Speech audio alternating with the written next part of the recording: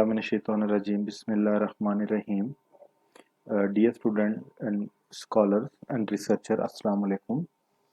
आज हम educational statistic की लेक्चर 4 और 5 के साथ आपकी खिदमत में हाजिर हैं।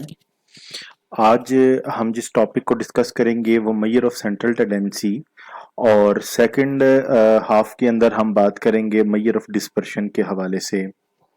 आपको बताता चलूं कि एजुकेशनल स्टैटिस्टिक के अंदर जब भी हम कोई टूल की बात करते हैं, किसी भी हम टेक्निक की बात करते हैं, स्टैटिस्टिकल टेक्निक की जब हम बात करते हैं तो हमारे पास दो मेजर जो अप्रोचेस आती हैं या कॉन्सेप्ट्स आते हैं वो हैं सेंट्रल टेंडेंसी और measure of dispersion.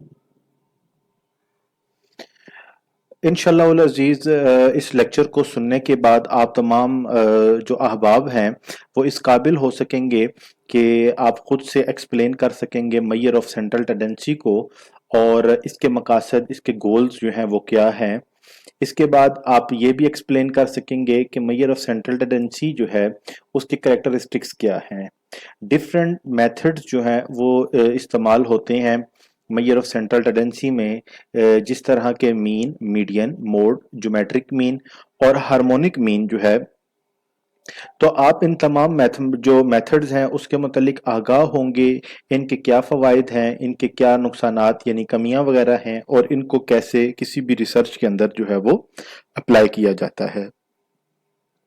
Second phase में जब हम बात करेंगे मेजर ऑफ डिस्पर्शन की, तो मेजर ऑफ डिस्पर्शन क्या है, उसके क्या क्या फ़वाइद हैं और हम कौन कौन से टेक्निक्स जो हैं उसको मेजर ऑफ डिस्पर्शन के अंदर पढ़ेंगे और एंड में हम उसको कैलकुलेट कैसे करते हैं, इस लेक्चर के अंदर इंशाल्लाह ताला हम ये भी सीखेंगे। आप तमाम अहबाब से दरख्वास्त है कि अगर आपने अभी तक एजुकेशन विद SGA चैनल जो है उसको लाइक और सब्सक्राइब नहीं किया तो कर दें, ताकि आपको up to date knowledgeable videos जो हैं वो बर वक्त मिल सकें। हमने अपनी प्रीवियस वीडियो में आपको बताया कि जब हम स्टैटिस्टिक की बात करते हैं तो टू डिफरेंट अप्रोचेस जो हैं वो स्टैटिस्टिक के अंदर इस्तेमाल होती हैं। एक कहलाती है डिस्क्रिप्टिव स्टैटिस्टिक और जो सेकंड है उसको हम कहते हैं इन्फ्रेंशियल स्टैटिस्टिक। तो इंशाल्लाह ताला आज हम इस वीडियो के तवस्सुत से आपको डिस्क्रिप्टिव स्टैटिस्टिक्स जो है वो क्या है और उसको कैसे अप्लाई किया जाता है वो सीखेंगे। डिस्क्रिप्टिव स्टैटिस्टिक्स जो है उसकी आगे दो डिफरेंट टॉपिक्स हैं। जो फर्स्ट वन है उसको हम मेजर ऑफ सेंट्रल टेंडेंसी कहते हैं और जो सेकंड वन है उसको हम मेजर ऑफ डिस्पर्शन कहते हैं। मेजर ऑफ सेंट्रल टेंडेंसी के अंदर हमारे पास 5 डिफरेंट टेक्निक इस्तेमाल होती हैं जो किसी भी रिसर्च के अंदर जो है या रिसर्च के अंदर जो डेटा कलेक्ट किया जाता है उसके एनालिसिस के लिए इस्तेमाल की जाती हैं। The first one is the mean, the second one is mode, and third one is a median, and next one is geometric mean, and the last one is the harmonic mean. Measure of central tendency के मतलब अगर हम बात करते हैं तो basically measure of central का मतलब होता है दरमियानी, यानी एक ऐसी सिंगल वैल्यू जो कि आपके कंप्लीट डेटा को रिप्रेजेंट करे, ये आपकी सेंट्रल टेंडेंसी कहलाती है। An average is a single value which represent the set of data as a whole. Since the average tends to lie in the center of the distribution, they are also called a measure of central tendency. यानी हम इसको in short average भी कहते हैं और जो इसका alternate लफ्ज है उसको हम सेंट्रल टेंडेंसी कहते हैं। There are 3 method of measuring the centre of any data. आमतौर पर हैं तो 5, लेकिन मोस्टली रिसर्चेस के अंदर जो रिसर्चर हैं वो 3 जो है उसको अप्लाई करते हैं, जिसमें फर्स्ट वन जो है वो अर्थमेटिक मीन कहलाती है, second one the median, third mode, geometric mean and the harmonic mean. Measure of central tendency के जो मकासद हैं बेसिकली कुछ ये हैं कि मेजर ऑफ सेंट्रल टेंडेंसी जो है ये आपको एक सिंगल वैल्यू प्रोवाइड करती है जो कि पूरे कंप्लीट डेटा को रिप्रेजेंट करती है. So it is used to condense data in a single value. It also facilitates comparison between the data. Commonly used measure of central tendency are the mean, the median, and the mode. Each of these indices is used with a different scale of the measurement. Mean, average और arithmetic mean, ये basically एक ही term के तीन different नाम हैं. And it is defined as the sum of all the observations divided by the number of observation and it is denoted by capital X. When to use arithmetic mean? We use arithmetic mean when we are required to study social, economic, and commercial problems like production, price, export, and import. It helps in getting average income, average price, average productions. Here the example of the mean. Basically जो formula इस्तेमाल किया जाता है mean के लिए वो है x capital X is equal to summation x over n. Summation x का मतलब है sum of the data and n का मतलब है number of the total value.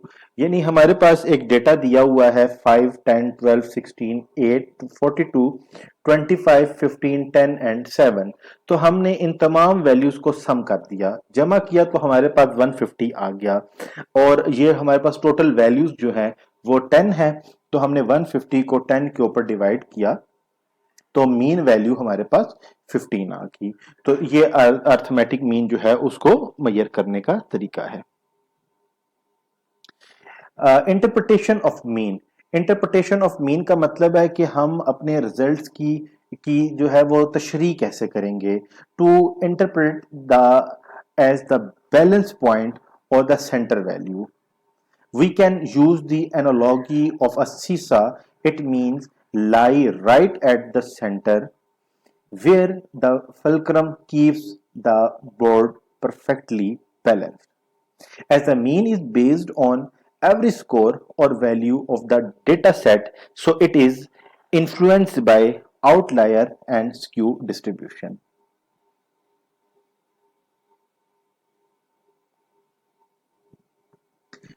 The good qualities of average are given below, and here we will discuss one by one. An average that possesses all or most of the following qualities is considered good average. It should be rigidly defined. It should be easy to understand and easy to calculate. It should be based on all the observation of the data, and it should be unaffected by extreme observations. It should have sampling stability.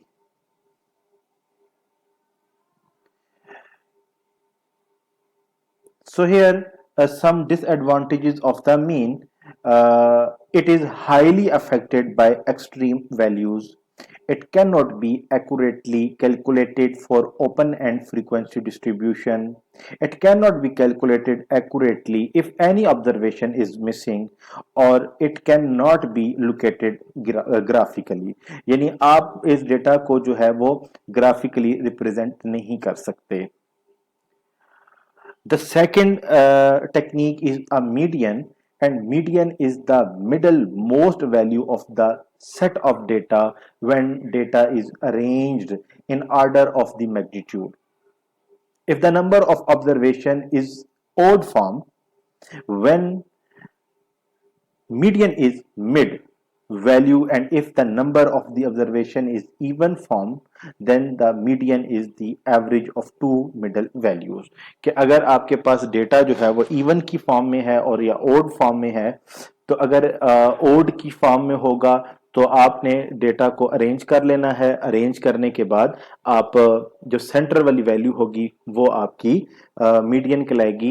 यानी आप ascending order कर लें या descending order में अपने data को arrange करें। और इन केस ऑफ ओड, और अगर आपकी वैल्यूज जो हैं, आपकी ऑब्जर्वेशंस जो है वो इवन है, तो तब भी आप अपने डेटा को असेंडिंग ऑर्डर या डिसेंडिंग ऑर्डर किसी भी ऑर्डर में राइट अप करें और उसके बाद दरमियान वाली दो वैल्यूज जो होंगी उसको सम कर लें और सम करके उसको 2 पे डिवाइड कर लें, तो जो वैल्यू आपके पास आएगी वो आपका मीडियन कहलाएगी। When we apply median to these situations when the direct measurements of variables are not possible, like poverty, beauty, and intelligence. Here the example of median. अब हमारे पास कुछ वैल्यूज दी हुई हैं। ये हमारे पास जो वैल्यूज हैं ये हैं ओड फॉर्म के अंदर। तो हमने वैल्यूज को अरेंज कर लिया है 10, 12, 15, 18, 20, 25, 26, 30 एंड 45। तो जो मिड की वैल्यू है वो 20 है। यानी हमने लेफ्ट और राइट दोनों साइड से वैल्यूज को रिमूव किया तो सेंट्रल वैल्यू हमारे पास 20 आई। तो ये हमारा मीडियन कहलाएगा। Advantages of median. It is easy to calculate and understand. It is not affected by extreme values.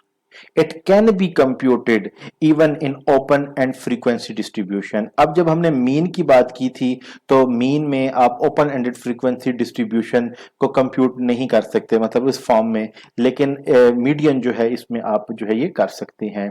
It can be used for qualitative data and it can be located graphically. Mean graphically represent नहीं हो सकता, लेकिन median जो है वो graphically represent हो सकता है। Disadvantages of median: it is not rigorously defined. It is not based on all the observations and it is not suitable for further algebraic treatment. तो यहाँ पर ऑब्जर्वेशंस को ये बेस्ड नहीं करता, क्योंकि सेंट्रल वैल्यू है, अरेंज करने के बाद आपने एक मिड वैल्यू ले ली है, इसलिए ये आपकी मतलब तमाम ऑब्जर्वेशंस पर बेस करके फाइंड आउट नहीं होता। Mode: the most frequent value that occurs in the set of a data is called mode. यानी ऐसे आपके पास अगर ऑब्जर्वेशंस मौजूद हैं और उस ऑब्जर्वेशंस में कोई नंबर बार बार रिपीट हो रहा है तो वो उस डेटा का मोड कहलाएगा। A set of data may have more than one mode or no mode. अच्छा, अगर डेटा रिपीट नहीं हो रहा तो उसका कोई मोड नहीं होगा, और अगर कोई वैल्यूज 2 दफा या 3 दफा रिपीट हो रही है, यानी सारी वैल्यूज 3-3 दफा रिपीट हो रही हैं, तो इसका मतलब होगा कि जो रिपीटेड वैल्यू होंगी वो मोड कहलाएगा। When it has one mode it is called a unimodal. यानी अगर एक वैल्यू रिपीट हो रही है तो फिर वो यूनी मॉडल कहलाएगा। व्हेन इट हैज 2 और 3 modes it is called a bimodal और trimodal respectively. Application of mode: we apply mode when it is required to study the problem, like average size of shoes, average size of ready-made garments, and average size of agriculture holding. This average is widely used in biology and meteorology. Here are some advantages of the mode. It is easy to understand. It is not affected by extreme values. It can be computed even in open-end classes, and it can be useful in qualitative data. Disadvantages of mode: it is not clearly defined. It is not suitable for further algebraic treatment. It is not based on all the observations, and it may not exist in some cases. तो यहाँ पर अब हमारे पास एक assessment दी गई है। इस assessment में आपको एक कुछ डिजिट्स दिए गए हैं और आपको असाइनमेंट के तौर पर ये चीज़ ड्रॉप की जा रही है कि आप इन डिजिट्स का मीन, मीडियन, मोड जो है उसको फाइंड करिएगा। फाइंड करके कमेंट सेक्शन के अंदर काइंडली उसके आंसर जो होंगे उसको भी भेजिएगा। फेज 2 में हम अब बात करते हैं मेजर ऑफ डिस्पर्शन की। मेजर ऑफ डिस्पर्शन में हमारे पास 5 डिफरेंट जो टेक्निक्स हैं वो यूज होती हैं, जिसमें जो फर्स्ट वन है वो कहलाती है रेंज, फिर inter quartile range, standard deviation, quartile deviation and variance. The measure of central tendency does not tell us anything about the spread data, because any two sets of data may have same central tendency with vast differences magnitude of the variability. Consider two types of data set have same mean but different reliability. अब ये हमारे पास दो जो है वो data दिए हुए हैं। तो अब इन दोनों ऑब्जर्वेशंस के अंदर जो है आपका जो है वो सेंट्रल टेंडेंसी तो सेम हो सकती है, लेकिन उनकी वेरिएबिलिटी जो है और इनकी रिलायबिलिटी जो है वो चेंज होगी। तो इस तरह के डेटा के अंदर फिर हम सेंट्रल टेंडेंसी यूज नहीं करते, बल्कि हम डिस्पर्शन ऑफ डेटा जो है उसको फाइंड आउट करते हैं। These two data have same mean 12 but differ in their variations. There is more variation in data B as compared to data A, यानी जो डेटा B है वो ज्यादा एक्सपेंडेड फॉर्म में होगा और जो डेटा 1 है उसकी वेरिएशन कम होगी। This illustrates the fact that of center tendency is not sufficient, whether for need some additional information concerning with how the data are dispersed about the average। तो अब data जो है वो एवरेज से अगर डिस्पर्स्ड होता है, फैला हुआ होता है, तो फिर हमें एक नई टेक्निक यानी सेंट्रल टेंडेंसी से हट के कुछ नई टेक्निक जो है उसको इस्तेमाल करना पड़ेगा। And this is measuring the dispersion. By dispersion we mean the degree to which data tend to spread about an average value. तो अब डिस्पर्शन हमें यह बताता है कि हमारा जो डेटा है वो सेंट्रल वैल्यू से कितनी वुसअत पर है। सो there are two types of measure of dispersion: absolute dispersion and relative dispersion। Different types हैं अब मेजर ऑफ डिस्पर्शंस की, जो जो स्टैटिस्टिकल यूज होती हैं किसी भी स्टैटिस्टिकल ऑपरेशन में और रिसर्च के अंदर डेटा को एनालिसिस करने के लिए। जो फर्स्ट वन है उसको कहते हैं second one is the semi interquartile range or the quartile deviation, next one is the mean deviation, and the last one is the variance and the standard deviation। Range को find करने के लिए एक formula जो है वो इस्तेमाल किया जाता है कि R is equal to X M minus या difference X naught. X M जो है ये लार्जेस्ट ऑब्जर्वेशंस को शो करता है और एक्स नॉट जो है वो स्मॉलेस्ट ऑब्जर्वेशन को शो करता है। यानी आपके पास ऑब्जर्वेशंस दी गई होंगी तो आप उस ऑब्जर्वेशंस को अरेंज करें, अरेंज करने के बाद मैक्सिमम वैल्यू को सेपरेट कर लें और मिनिमम वैल्यू को सेपरेट कर लें, और मैक्सिमम वैल्यू से मिनिमम वैल्यू को आप माइनस कर दें तो आपके पास रेंज आ जाएगी।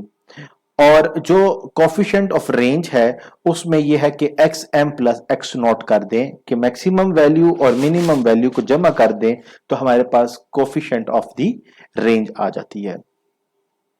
यहां हमारे पास एक डेटा मौजूद है 15, 20, 18, 60, 16, 30, 42, 12 एंड 25। तो यहाँ पे मैक्सिमम वैल्यू हमारे पास 42 है और मिनिमम वैल्यू हमारे पास जो है वो x नॉट यानी 12 है। तो रेंज फाइंड करने के लिए हमने X M minus X naught किया, 42 माइनस 12 किया तो हमारे पास वैल्यू 30 आ गई जो कि रेंज को रिप्रेजेंट करती है। इसी तरह अगर हम कोएफिशिएंट ऑफ रेंज की बात करें तो हम माइनस की जगह पे प्लस कर देंगे तो 54 हमारे पास कोएफिशिएंट ऑफ रेंज आ जाएगा। Standard deviation. Standard deviation is the most commonly used and the most important measure of variation. It determines whether the scores are generally near or far from the mean. In simple words, standard deviations tell how tightly all the scores are clustered around the mean in a data set. When the scores are closed to the mean, standard deviation is small, and the large standard deviation tells that the scores are spread apart. Standard deviation is simply square of the variance, यानी जो भी हमारे पास variance को अभी हम आगे पढ़ेंगे, variance का जो आंसर आएगा उसका हम स्क्वायर रूट ले लें तो हमारे पास स्टैंडर्ड डेविएशन आ जाता है। वेरिएंस, ये जो साइन है इसको हम सिग्मा कहते हैं, sigma square. Sigma square is statistics is a measurement of the spread between numbers in a data set, that it is measure how far each number in the set is from the mean and therefore from every other number in the set. Variance measures how far a data set is spread out. It's mathematically defined as the average of the square differences from the mean. Normal curve. One way of presenting out how data are distributed is to plot them in a graph. If the data is evenly distributed, our graph will come across a curve. ये हमने अपनी previous जो video थी उसमें भी जो graph जो थे, जो डिफरेंट स्टैटिस्टिकल ग्राफ यूज होते हैं, हमने इसके मुतालिक वहां पर बात की थी। नॉर्मल कर्व की बात की थी कि total area under the normal curve जो होता है वो 1 के इक्वल होता है और वो बेल शेप में होता है। ये स्टैंडर्ड नॉर्मल कर्व जो हमें बताया गया है, यहां पर मीन मीडियन मॉड जो है वो आपका एग्जिस्ट करता है और ये बेल फॉर्म के अंदर मौजूद है, तो नॉर्मल डिस्ट्रीब्यूशन हमेशा आपका बेल फॉर्म में होगा। Skewness. Skewness tell us about the amount and direction of the variation of the set. यानी अब ये हमें बताती है स्क्यूनेस जो है कि हमारा जो वेरिएशन हो रही है डेटा में, जो तब्दीली हो रही है, उसकी क्या वैल्यू है और उसकी डायरेक्शन क्या है। It is measure of a symmetry.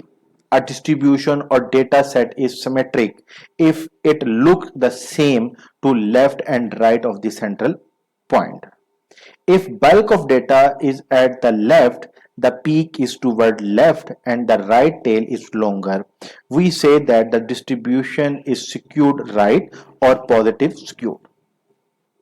ये अब हमारे पास तीन जो है वो एग्जांपल्स दी हुई हैं। नॉर्मल जो कर्व है जिसमें स्क्यूनेस नहीं है, यानी the normal curve represent a perfectly symmetrical distribution, जबकि दूसरी तरफ जो है वो हमें नेगेटिवली स्क्यूड डेटा बताया हुआ है और इसकी डायरेक्शन नेगेटिव है, जबकि राइट साइड के ऊपर हमारे पास पॉजिटिव डायरेक्शन वाला पॉजिटिव स्क्यूड जो है वो मौजूद है हमारे पास। और इनकी ग्राफ्स की शक्ल आप देख लें कि नॉर्मल बेल फॉर्म में है और जो नेगेटिव है वो अपने ग्राफ की राइट साइड से पीक पे है और पॉजिटिव वाला जो है वो लेफ्ट साइड से पीक पे है। Kurtosis. Kurtosis is a parameter that describes the shape of variation. It is a measurement that tells us how the graph of set is peaked and how high the graph is around the mean. In other words, we can say that kurtosis measure the shape of the distribution. The fatness of the tail, it focuses on how returns are arranged around the mean. The positive mean, the positive value means that too little data is in the tail, and the positive value means that too much data exists in the tail. Type of kurtosis की जब हम बात करते हैं तो kurtosis की तीन types हैं। मेसोक्यूरेटिक है, प्लेटिक्रियोटिक है और लेप्टोक्रियोटिक है। If the distribution has kurtosis of 0 then the graph is nearly normal. This nearly normal distribution is called a mesocuratic. If distribution has negative kurtosis, it is called platicuratic. An example of platicuratic distribution is a uniform distribution. If the distribution has positive kurtosis, it is called leptocuriotic. ये अब हमारे पास मौजूद है लेप्टोक्रियोटिक, मेसोक्रियोटिक and प्लेटिक्रियोटिक types of kurtosis की graphical representation आपके सामने मौजूद है। कुछ क्वेश्चंस हैं यहाँ पर जो आपकी सेल्फ असेसमेंट की में जो है वो यूज होंगे और इनका भी आंसर आप जो है वीडियो के एंड पे दीजिएगा, ताकि हमें पता लग सके कि हम किस हद तक आपको ये कॉन्सेप्ट जो है वो समझाने में जो है वो अपने इस मकसद में जो है वो पूरे उतर सके हैं। इंशाल्लाह ताला एक नए कॉन्सेप्ट के साथ बहुत जल्द आपकी खिदमत में फिर हाजिर होंगे। तब तक के लिए अल्लाह हाफिज।